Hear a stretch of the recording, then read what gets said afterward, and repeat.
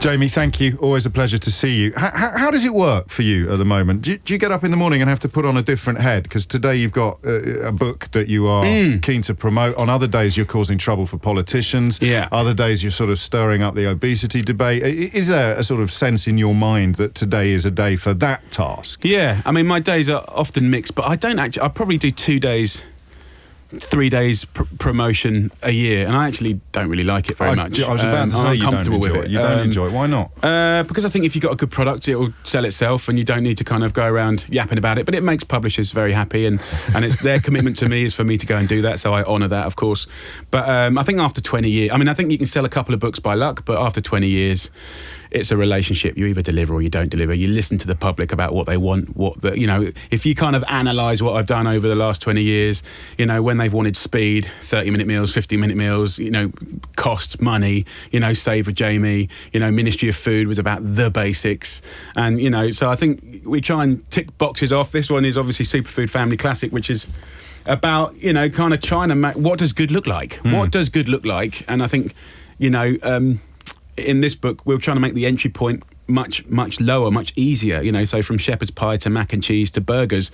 My job as a nutritionist and a chef is to make it delicious, easy and completely healthy. So it's not that you can't have a naughty day, because we love a naughty day, all of us do, and it's important to have that. But I do think the British public and the global public are confused about what does good look like. So why are they confused, do you think? Because the industry, Big Food Inc., love you confused. And if you're confused, then they are much more efficient at peddling high salt, high fat, and more so now, high sugar. Because it might say low salt on it, but it'll have loads of other stuff in it. Or it might say low fat on it, it'll be loaded with sugar. Yeah, water, sugar, fat are very cheap commodities. So, on an individual basis, you might not look at it, but when they're selling 1 million of something, this is where kind of margins and profits and all of that. And then you get into processing and additives and stabilizer and all kinds of things. And, ultimately, if you look at the rise of processed foods, convenience foods, and the environment that kind of creates, which could be a vending machine or a corner shop or fast food place or something that's supposed to be convenient food that you live on. If the graph of ill health over the last 40 years and the rise of that kind of business and technology, is all That's running. That's the period of time you put it in, which is pretty much from your childhood to now. Britain was in great nick in the 50s. Well, or even in the early 70s, it was kind of moving in the right direction. I think some people struggle to understand just how profoundly things have changed, because it's happened incrementally, hasn't it? It's not as if one day someone's flicked a switch and suddenly everything was loaded with sugar and fat. There's just been a slow creeping in the sort of content of stuff. Shifts and change happens when people are scared. Right, and the problem with obesity and diet-related disease is it is so much more profoundly powerful and effective than any terrorism that happens, bolted together, right? So we are very moved by terrorism. We're very upset by terrorism. It affects our holidays and what we do and don't do. And it's all, we're living it right now. Sure. And when I went to college, 20 years ago, I was turning up at Liverpool Street Station when the IRA was kicking off, and I would arrive hours after something had exploded. And then that was kind of part of my youth, right? But actually, as far as volume of people, they're very ineffective. Right, but diet-related disease, type 2 diabetes, is the big thing right now. Slowly, kind of almost invisibly. It's a bit like being surrounded by cowpat, but you can't smell it because you've been there for too long. Fatigue is set in. Or boiling a frog, when they slowly turn up the temperature until the frog is I've never done that, but I'm not sure how ethical that is. I must have misread the recipe. But for me, I've got this lens, this pair of glasses. Part of nutrition and studying it is studying death and life, and productive life and unproductive life. And I'm really concerned about British kids right now. And what about when people don't share your concern? What about when people almost seem to feel offended that you are implicitly criticising their parenting? I think it's this. I try to be careful about criticising their parenting, unless it's bottle feeding, soda to a 3-month-old baby, which is the only time I've ever spoken out multiple times, and I've seen that in America and England, and it's more common than you'd like to know. But no, I think when you're a good parent, often your kids don't like you. The word no doesn't mean you. The word known often means I love you. And actually directly because of publishing, in my opinion, like the public keep me. You know, I write, they buy my books, and they're my boss. And I'm happy to get fired from any job on the planet because of the public, to work for the public. When I did, foul dinners 7-8 years ago, and there was an empty place with Sainsbury's written on it, and I worked for them for 12 years, they should have just they could have sent a checkout girl. And I nearly got fired over that. And I'm happy to, because they should have turned up, right? So I don't care. The public are the boss after my wife. And I think, I think because I do get my hands dirty, because I am exposed to... what diet-related disease looks like and how that's amplified by deprived communities in Britain, America and Australia, and now Brazil. Where did you? I just want to pinpoint where it started, because I've got at home a copy of your first book, the one where you were photographed on the markets outside on Portobello 20 Road. years, nearly. And it's falling to pieces, the book, but it's still in use. And you weren't then a nutritionist. You wouldn't. You'd probably have thought it was a little pompous to describe yourself as a nutritionist when you were first coming to public prominence. Was there a moment? Was there a sort of switch flicking moment? It was. There was a moment when I was about 24 and a half. And my Naked Chef rise was bonkers if you analyse it. Yes, of course. I went from being totally skint to a millionaire very quickly as a kid. And instantly recognisable as well. Yeah, and I was in all the magazines and it was like everywhere. And I think when I look at it now, it's partly because they used the machine used me to slag off the other chefs because they're a bit older, they had chef whites on and this, that or the other. So I was used as a bit of a weapon. I just didn't realise it. But also, like, the Naked Chef was more observational. It was kind of like me in my clothes at my flat, cut to music that was in my record collection. It was like a bit of a genre change, really. But when I did... I started 15, the restaurant, and I spent everything setting it up, and it was a nuts idea, but one of the most beautiful things I've ever done. And it was ultimately about taking kids from sort of fairly challenged backgrounds. Often a lot of them come from prison, a proportion of them were homeless, and it really became a life lesson about, for me it was about, if you give a kid an opportunity, can they flourish? And there were people close to me that would say you can't make a silk purse out of a sow's ear, and I think there is a line where I totally believe in rehabilitation. I'm now emotionally quite connected to prisons.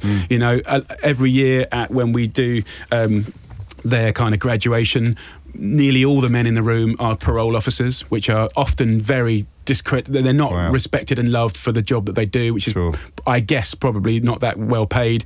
But often it's them crying because they saw a kid, and that maybe they saw a bit of them in there, and we get given those kids, and when they graduate with a distinction and they got a job in one of the most famous restaurants in London, that's a moment, right? So I like that light and shade. I like living examples of change and radical change, and just because you think that you don't deserve or you can't, and often in Britain, particularly Britain, by the way, good food and good living and the associations with sitting down with your mob and eating something delicious is very directly correlated with an obsession that you're rich. But I can swear to you... Well, you mean like sitting down is a middle class practice? Because from my analysing of 20 years, a lot of Britain is largely, I think, correct me if I'm wrong, a largely like flexible middle class country, but often people that come from challenged backgrounds, they're like, oh yeah, Jamie Oliver, you posh tosser, I'm so interested to hear you say that, because we picked up on the programme in the last couple of years on weird things. Reading would be the sort of the nourishment of the mind, and that has somehow got a reputation for being middle. Rich. Reading books, how can that be a middle class or a rich thing? And you're right, eating healthily has somehow managed to assume a kind of sense of smugness, perhaps, is a word I believe people so. use. And it's a shame, because it's your human right to eat beautifully. Yes. Unless you're in famine or dire poverty, like, actually there's a lot of bandwidth for a wonderful life of food. And the wonderfulest meals of my life have been in the poorest communities. So the currency that I believe truly is due to us all is not cash, it's knowledge. And making, empowering communities with being gnarly about duck and diving around the market, making 50 quid go well for a weekly shop, 60 quid, 70 quid, 80 quid.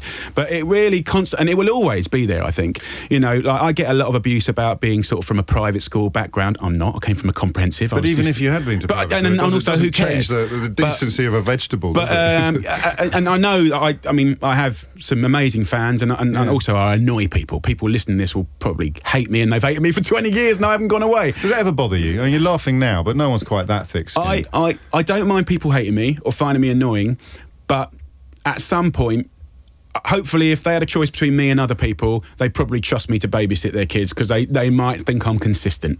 And I don't. And I've tried to be consistent for 20 years. And I might be a lot of things. And like anyone, I'm kind of open to getting things wrong. A lot of kind of things that... A lot of health...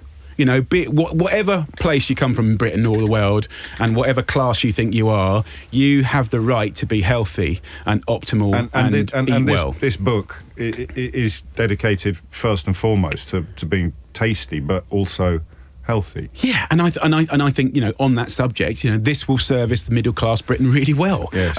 We put a free book in every library, so it's free to anyone that can be bothered to go in a library. But maybe even a library's considered sort of. Can I ask you a weird question?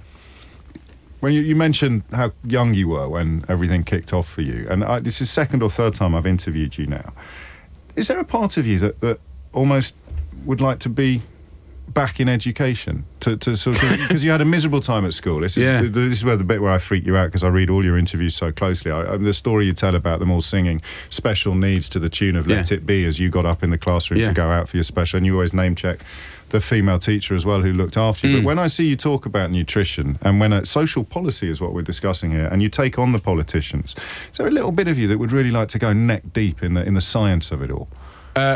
You're bang on, because I've gone back to school. Have you really? Yeah. So basically, currently, and on this Friday, I'll do 5 hours of a master's degree of nutrition. Didn't know that. And it's not to get. I mean, they believed I could do it. Sure. I didn't think I could do it. I was only employing a couple of professors to come and the level of conversation I'm now having with scientists and specialists and government. My job is to make sure that government get a slap, because they're like ships that pass in the night. So they know very little about the detail of things that really matter in communities.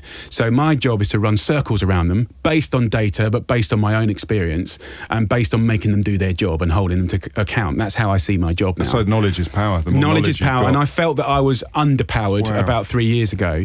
And a lot of, if you want Britain to be healthy and vibrant and crack on with life, right, then obesity and diet-related disease is environmental.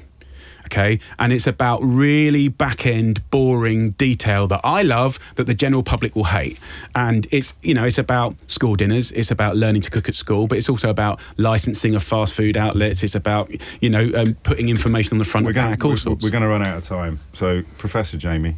No, not down the road. Yeah, never know. This government, there's fears that the sugar tax is not going to be a sugar tax. There's a sort of rowing back from obesity.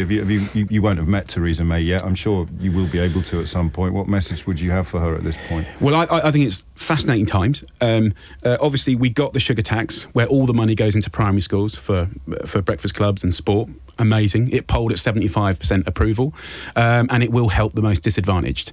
Now we're kind of in this kind of moment of disarray.